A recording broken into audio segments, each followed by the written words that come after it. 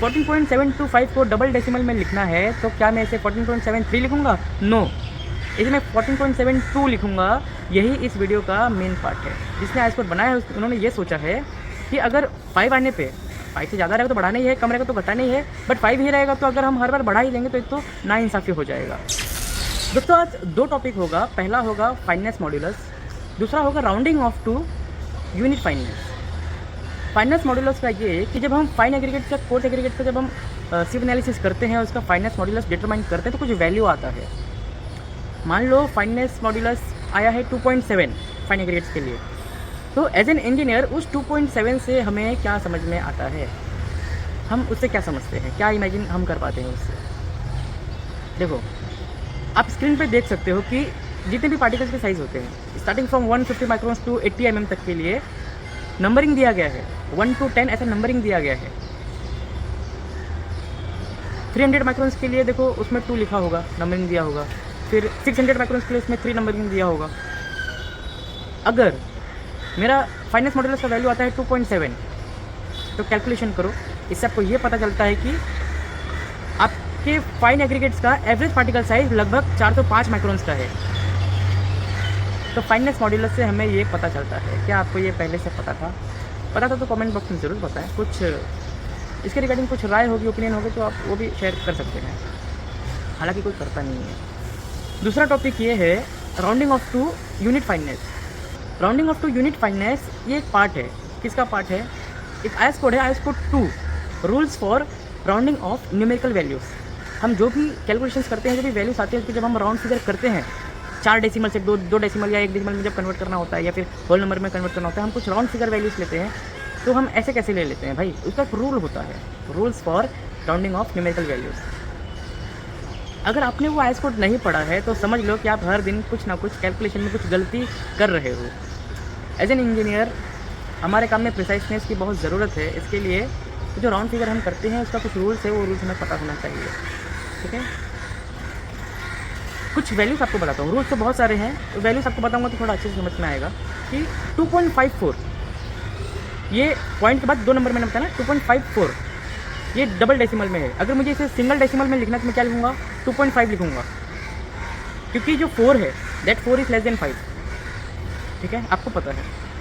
2.57 अब इसको मुझे सिंगल डेसिमल में लिखना है तो क्या लिखूँगा? 2.6, क्योंकि जो 7 था दैट 7 इज़ मोर देन 5। ठीक है, तो इतना सबको पता है। लिखा हुआ है आईएस कोड में कि अगर 5 से कम है वैल्यू तो फिर आप डिक्रीज़ करोगे, 5 से ज़्यादा है तो फिर आप इंक्रीज़ करोगे। डिक्रीज़ करने का ये मतलब है कि कोई चेंजेस ही नहीं करना है, इसको डिक्रीज़ करना बोलते हैं, या फिर अनचेंज, रिमेन अनचेंज। ठीक है, और इंक्रीज़ करने का मतलब कि आप इंक्रीज़ कर दोगे कब? जब 5 से ज़्यादा हो या फिर 5 हो, बट 5 के आगे कोई नंबर होना चाहिए नॉन ज़ीरो। 5 से ज़्यादा होगा तो इंक्रीज़ करना ही है, या फिर 5 रहेगा तो भी करना है, बट 5 के आगे कोई नॉन ज़ीरो नंबर होना चाहिए। ठीक है, अब देखो एक वैल्यू बताता हूँ 14.725।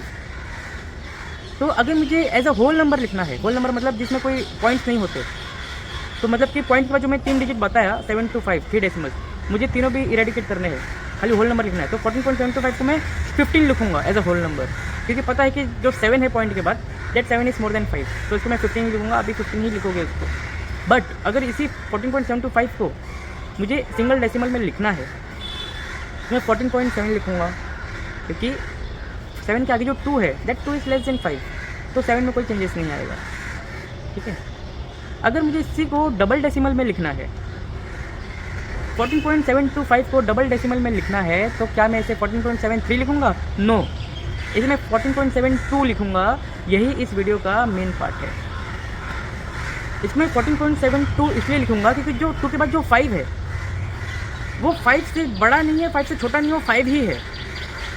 और कंडीशन ये कहता है कि 5 के बाद कुछ नॉन ज़ीरो नंबर्स होने चाहिए, और यहाँ पे 5 के बाद कोई भी नॉन ज़ीरो नंबर्स नहीं है। इसके लिए 2 कंडीशन है। जिसने आईएस कोड बनाया है उन्होंने ये सोचा है कि अगर 5 आने पे 5 से ज़्यादा रहेगा तो बढ़ाना ही है, कम रहेगा तो घटाना ही है, बट 5 ही रहेगा तो अगर हम हर बार बढ़ा ही लेंगे तो एक तो नाइंसाफ़ी हो जाएगा। फिर ये डिसाइड किया गया कि काम करते हैं, अगर ऑड नंबर रहेगा 5 के पहले, अगर ऑड नंबर रहेगा तो उस ऑड नंबर में इंक्रीमेंट कर देंगे एक वैल्यू का, और 5 के पहले अगर इवन नंबर रहेगा तो इसमें कोई इंक्रीमेंट नहीं करेंगे, जिसका ये मतलब हो गया कि इसमें डिक्रीज़ कर दिया। तो ऑड नंबर्स को इंक्रीज़ और इवन नंबर को डिक्रीज़, ऐसा करने से क्या होता है, वो बैलेंस हो जाएगा। क्योंकि जब हम राउंड फिगर कर रहे हैं तो इसका मतलब कि हम एक्यूरेसी तो नहीं दे रहे हैं, बट एक्यूरेसी से थोड़ा क्लोज जाने के लिए। जब आप बैलेंस करते हो किसी चीज़ को तो आप एक्यूरेसी के बहुत क्लोज रहते हो बेटा, तो थोड़ा और ज़्यादा अप्रोप्रिएट आंसर मिलने के लिए ऐसा डिसाइड किया गया कि ऑड रहेगा 5 के पहले तो उसे इंक्रीज़ करेंगे, इवन रहेगा तो इंक्रीज़ नहीं करेंगे, मतलब डिक्रीज़ करना, ऐसा हो गया। तो यहाँ पे 14.725 को अगर सेकंड डेसिमल में लिखना होगा तो उसमें 14.73 नहीं लिख के 14.72 ही लिखूँगा, और 3 डेसिमल में लिखना होगा तो 14.725, ठीक है। दूसरा नंबर बताता हूँ 3.455।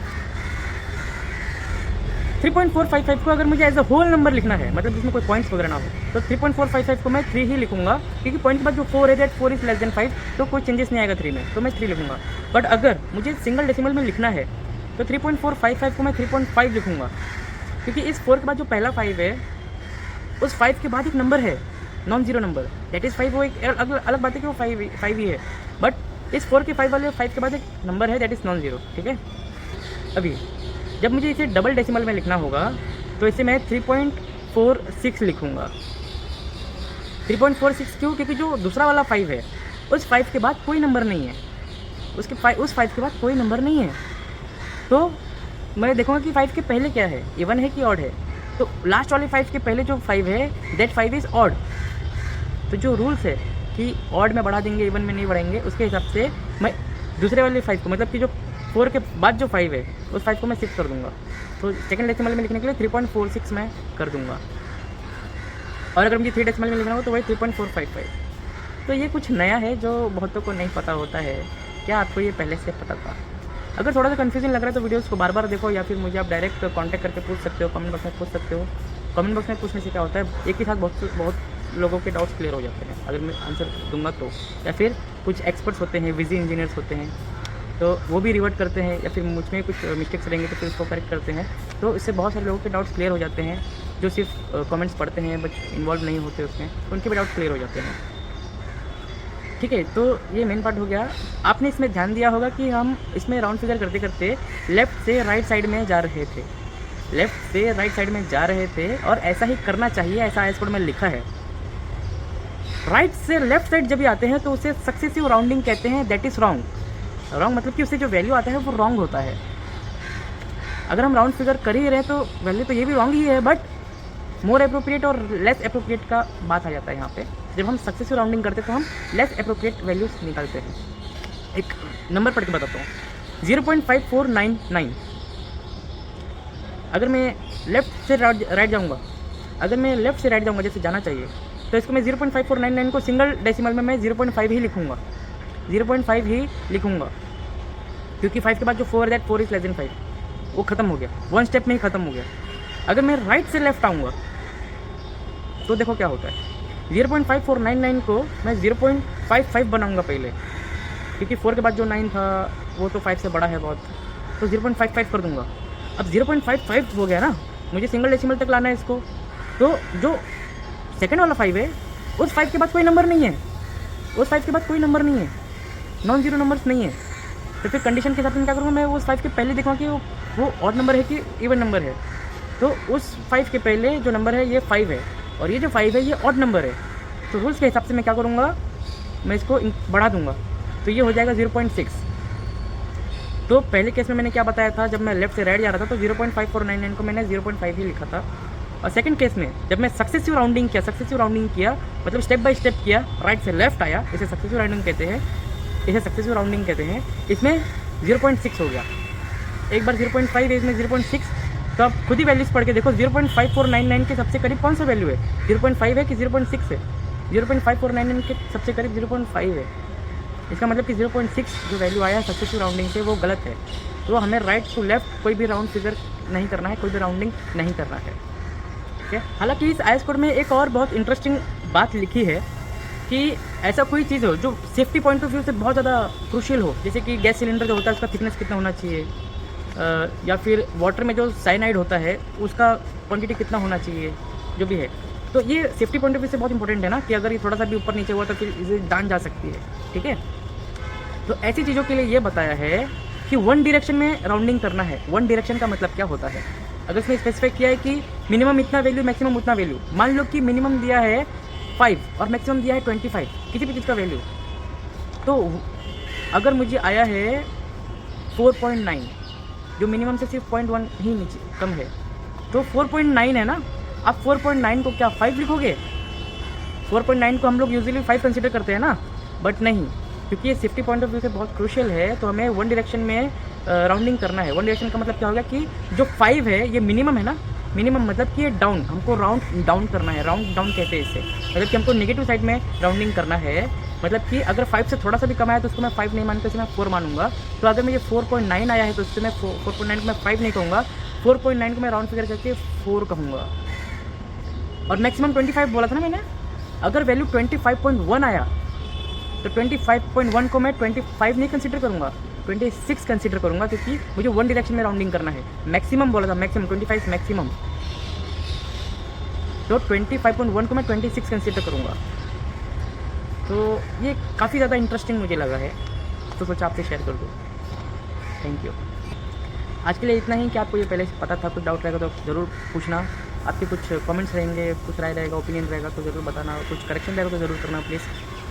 कोई करता नहीं है, ठीक है। Thank you.